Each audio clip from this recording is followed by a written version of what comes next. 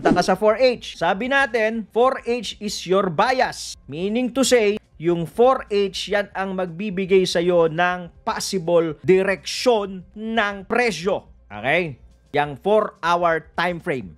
Yung 1-hour time frame, yan ang magbibigay sa'yo ng entry. 4H is your bias, 1H is your entry. So, ano una mong titignan? Yung entry ba muna or yung bias? Siyempre, tignan mo muna yung bias, yung galaw, bago ka maghanap ng entry. Ito po, tignan nyo. Anong sabi sa atin ni Tipay sa 4-hour time frame? Short ang bias natin. MACD natin nasa baba din. So, meaning to say, maghahanap tayo ng entry para makapag-short tayo sa market. Lalagyan natin to ng vertical line para alam natin na yan yung unang bias. So, bababa tayo ngayon sa 1-hour time frame. So, titignan mo ngayon, saan ba ako papasok ng short sa 1-hour time frame? Ito po, nakikita nyo yan. May short na lumabas dyan. Okay, may short na lumabas. Short ang bias mo. Pwede ka na bang pumasok? Nasa resistance ba yan? Yan ang mga tanong. Diba? Nasa resistance ba? Nakikita mo yung dotted line. So, ito po, pwede na kayong pumasok dyan. Hindi ka pa rin nakapasok dyan. It's okay. It's okay. Hindi ka pa rin nakapasok. Saan ka pwede pumasok? Dun sa mga long. Pero hindi ka maglolong. Mag-short ka.